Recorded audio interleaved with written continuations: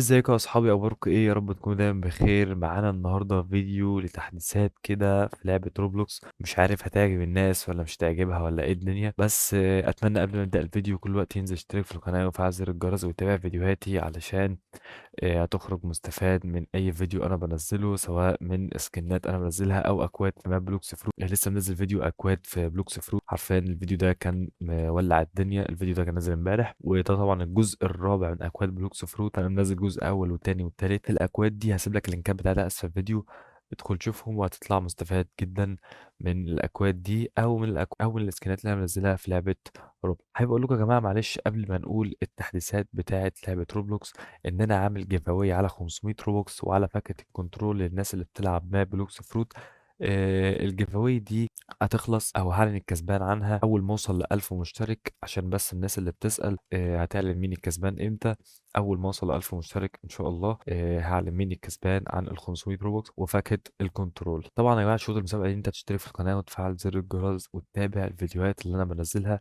ده الشرط التاني، ان انت تكتب لي اسمك في لعبة روبلوكس في الكومنتات علشان اعرفك، ولو انت كسبت معايا اقدر ابعت لك الجايزة بتاعك واعرف اتواصل معاك. وتعالى اقول لكم على اول تحديث في لعبة روبلوكس. طبعا يا جماعة اغلب التحديثات اللي انا هقول لكم عليها دي هتكون في بداية 2026، وفي حاجات هتتحدث يوم 17 اللي جاي ده، وفي حاجات يوم 20. هقول لكم على اول خبر او اول تحديث هيكون. عارفين الشراط اللي في لعبة روبلوكس او الجايزة اللي بتديها لعبة روبلوكس للناس اللي بتعمل مثلا زي الناس اللي بتعمل مثلا زي انجاز معين في لعبه روبلوكس، اللي هي مثلا تكمل سنه لعبه روبلوكس بتديك شارات كده في لعبه روبلوكس في البروفايل بتاعتك. فروبلوكس قررت ان هي تشيل الشارات دي.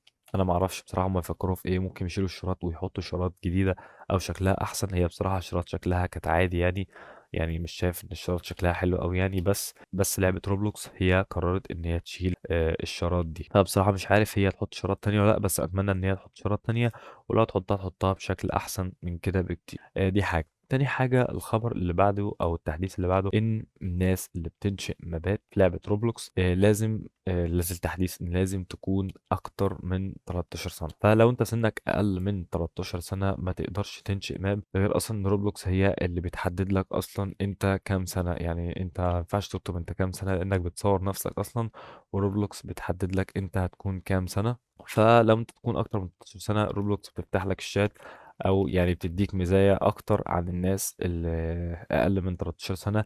منها موضوع التحديث الجديد بتاع انشاء المابات ده. انت ما تقدرش تعمل ماب الا لو انت اكتر من 13 سنه.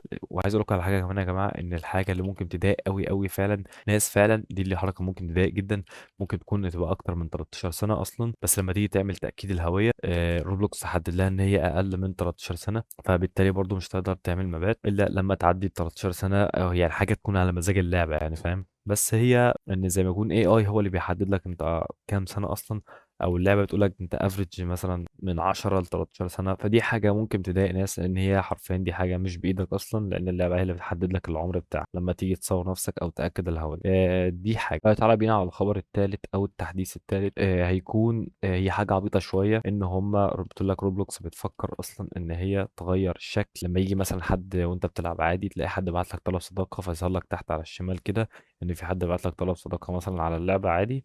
فروبلوكس تقول لك ان هي هتغير الشكل ده.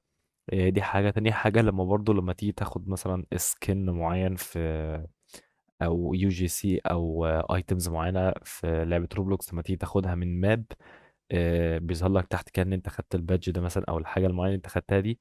فروبلوكس بتقول لك ان هي عايزه تغير شكل الرسائل او النوتيفيكيشن اللي بتجيلك تحت على الشمال دي. فده خبر عبيط، بس انا قلت اعرفكم الخبر ده او التحديث ده. دي حاجه. تاني حاجه، في حاجه يا جماعه اسمها هيدلس او الوش المخفي، ودي حاجه سعرها تقريبا 31 ألف روبوكس. الهيدلس انتشر الفترة اللي فاتت بسبب ان في ناس بدأت تعمل هيدلس.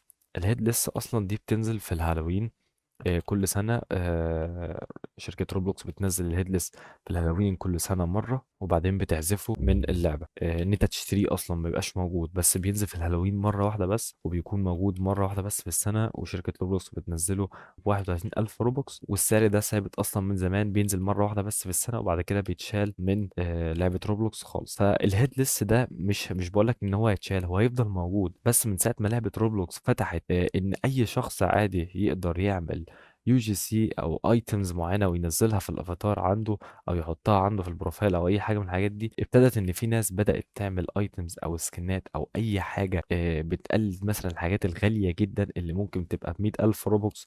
الحاجات اللي اللعبه بتنزلها ب 100,000 روبوكس او 200,000 روبوكس او نص مليون روبوكس، وفي حاجات فعلا بالاسعار دي، اسعار مبالغ فيها. ففي ناس ابتدت ان هي تعمل حاجات شبهها ب 95 روبوكس، 50 روبوكس، حاجات عبيطة يعني بأرقام عبيطة، عشان الناس كلها تخش تشتري الحاجات دي.